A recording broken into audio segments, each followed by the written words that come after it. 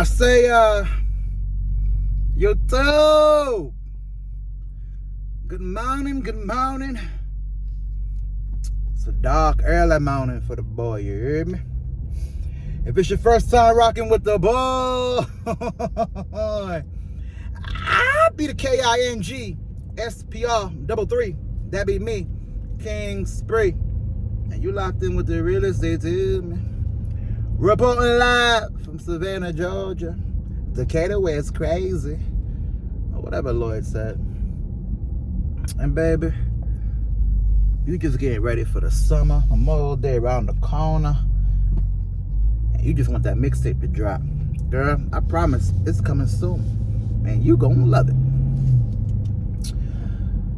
So, headed to the gym real quick. I saw a topic online yesterday. One of my homeboys put it in the group chat. It was about, essentially, the topic was about Indian Americans. Now, before we get into the topic, please like the video. Please like the video. Each and every like means a lot, man. It really helps with the algorithm, so they say. And if not the algorithm, at least my ego. Like the video, watch to the end, subscribe to the channel, join the kingdom, road to 200. We almost there. So the topic spoke about Indian Americans in particular. And by Indian, I mean from India, not native. Indian Americans in particular, and basically they showed the wealth gap between all of the races and ethnicities.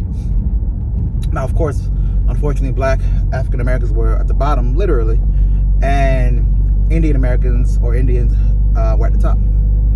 And white Americans actually were middle ground. I think their average was like 60,000 a year, something like that. Indian Americans, their average income was like 100, 120, something like that. Right? Now, I've made videos like this before. And before I get on the topic, I don't want to bash on my people. I'm very proud to be a Black man and a Black American with all the hard, well, they call him a foundational Black American.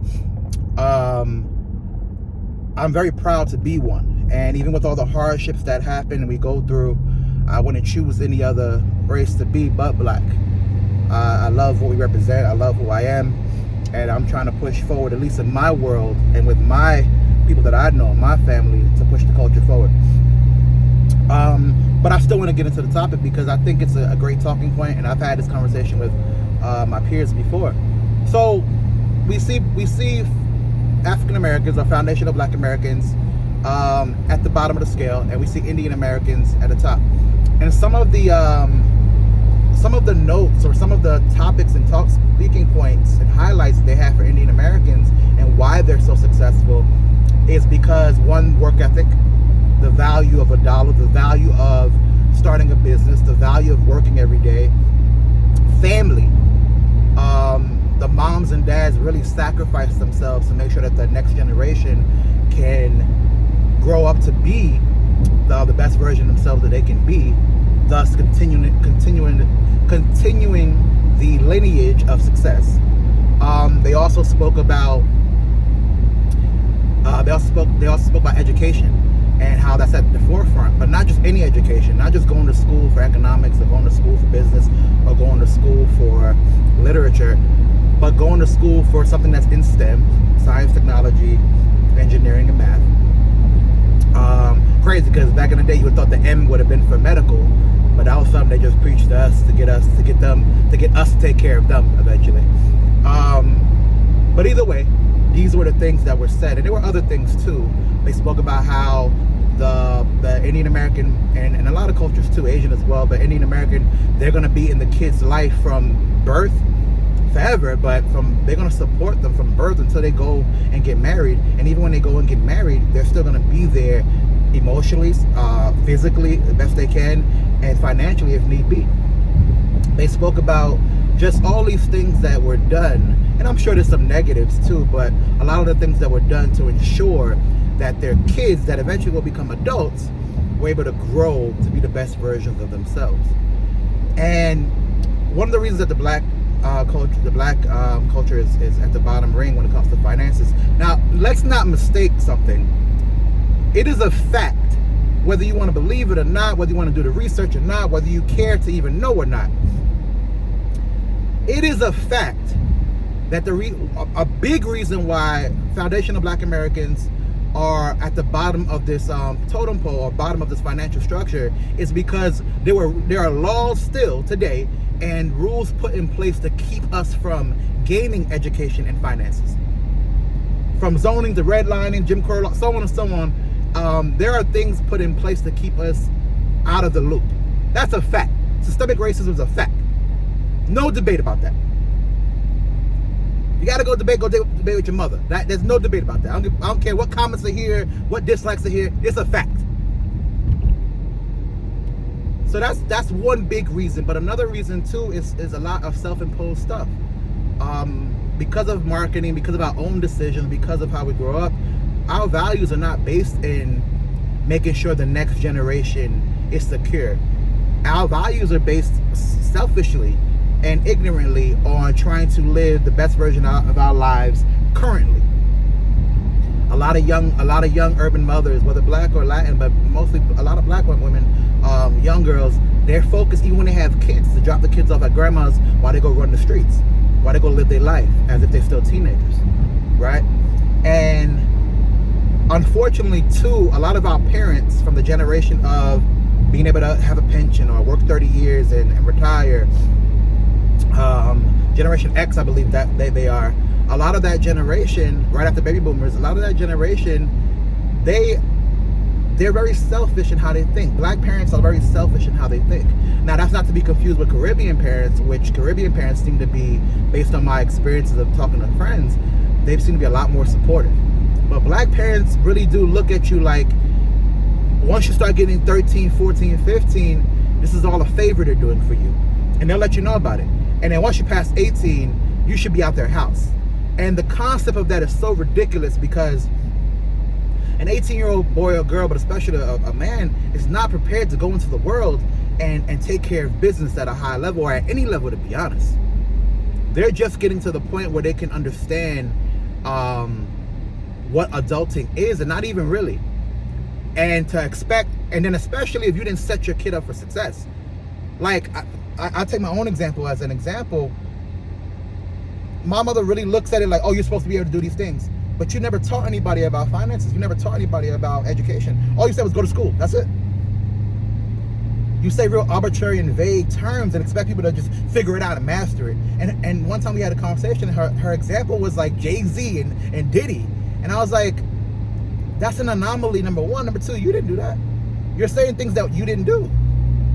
You're talking in very like hypothetical situations. Yeah, there's somebody out there that's sewing their own shirts together and selling them on the streets, and they become a success story. But most people are not going to be able to do that. I'm talking about just like average jobs and average things and success in the average way, not on some I got to figure it out and get it out the mud. And that's the problem with us. You got to get it out the mud. We can't support each other. We can't help each other. We can't do this. We can't do that. We can't, like, just to like go on a little bit of a tangent and kind of off topic a little bit. One of the things I take pride in is I support my friends, and I support them for real. Now, I might not be able to financially, invest in an idea they have or invest in a property they might buy, because I'm not at that stage. But I support my friends and family for real, especially when it comes to something as small as a like or a repost or a video. I support. Now, do I get the same love? No. But I don't do it to get the same love. I do it because it's these are my friends, or at least these are people that I grew up with. So whether they consider me a friend or not, I grew up with them. I hold some respect for them. I want to see them do well in life. I try to support where I can. Do I get the same love? No, I don't get the same love. But I'm also, it doesn't really matter to me. I'm not the guy that needs to have the birthday repost. I'm not the guy that needs to have the considerations when things happen, or the considerations when there's a time to do something. I'm okay with just figuring things out on my own, and I guess that's how it has to be for me. But I want to see my friends succeed. Back to like Black parents, where they really look at us on some like, you got to figure it out, you got to do your own thing, and anything I do for you is a bonus. Think of the concept of rent. I've been paying some form of rent since I was like 14 years old. Then it died down a little bit between 15 and 18 or 17, because I graduated on 17, because I convinced them that school was more important. I had to convince them that, mind you. And then back at 18, I paid some form of rent. And to them, it's like, oh, well, you have to pay a lot more money in the real world, right? Your bills will be a lot higher in the real world. So you should thank us that we're giving you this discount. But what I kept saying is, and I still say it, because currently I live with my mom and I'm rebuilding my financial structure. I tell her, this $300 I'm giving you, this $400 I'm giving you, to you means nothing. It maybe helps you pay a light bill. You can afford to do all this stuff, but to me, it's setting me back.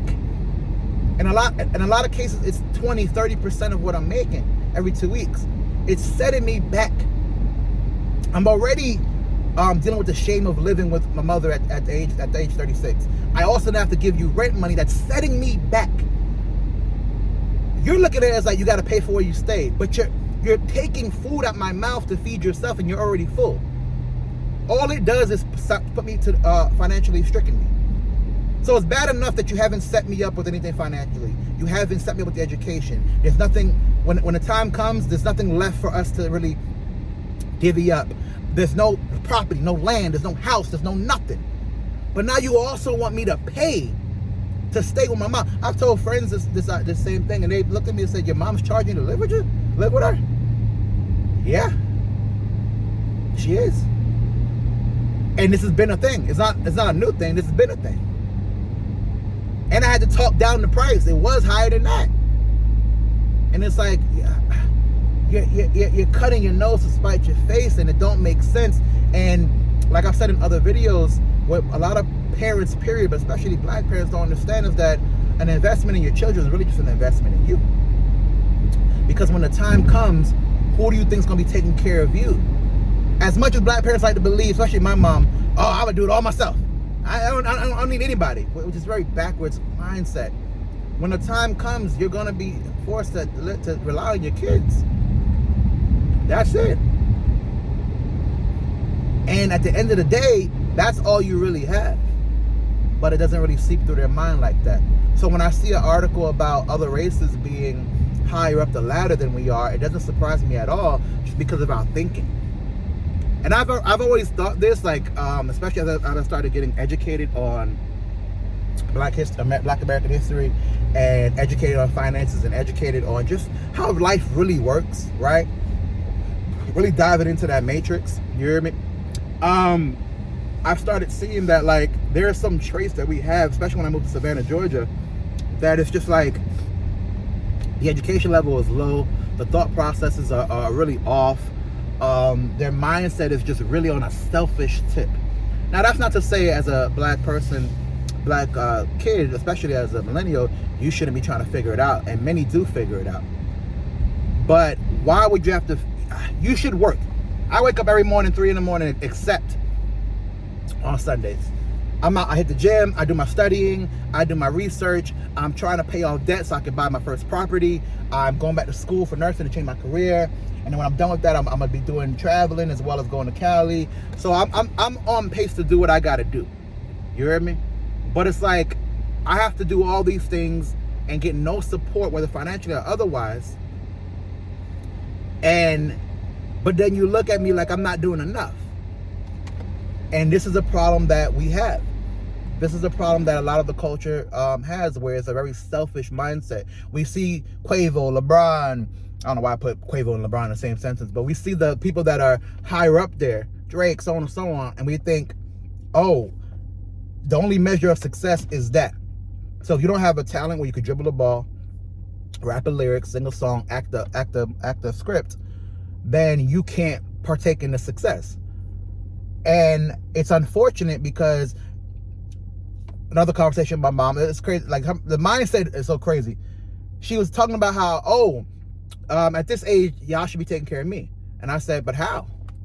Number one, are you in touch with and in tune with and tapped into how the economy is structured, and how millennials have suffered through 4 or 5 major catastrophes in their lifetime? From technically the dot-com boom and going down, to 9/11, to the real estate market crashing, to what happened after the real estate market crashed, to COVID, and now the economy where it's at, where it's a complete in shambles with inflation and so on and so on. And yes, I know inflation was higher in the 80s, but you get my point. So with all these things against us, student loan debt, predatory lending, and everything that comes with that, with all these things against us, you expect us to still figure it out. My mom was able to buy a 6-bedroom house with a jacuzzi tub, bidet, backyard, pool, all this stuff in a gated community for $240,000. Mortgage was like $1,800 a month. Only put like $5,000 down. Credit wasn't superb. Now, did she tell me those things? I didn't find those things out till 30 years later, 20 years later, because everything's so secretive. Everything in the black community is so secretive. Oh, we can't say this, we can't say that. Hey, don't say this, don't say that. You can't ask about finances. You can't ask about this. You can't ask about that. But I did. And when you ask questions, you get answers. And unfortunately, it's almost like they don't want to share the answers. Now, by this time, I'm rambling, so I'm not going to continue to ramble. But when I see a post that says Indian Americans or Asian Americans or white Americans are doing a lot better than foundational black Americans, or African Americans in this case, I believe it. And it's true. You can see it. We can see it every day. That doesn't mean that we can't get out of it. That doesn't mean that we can't get the education. It just means that we have to work harder for it. And sometimes the people that you're working against are your own family members or your own parents. Like the video, subscribe to the channel. More content coming your way. Like, comment, subscribe. Let me know if y'all agree or disagree.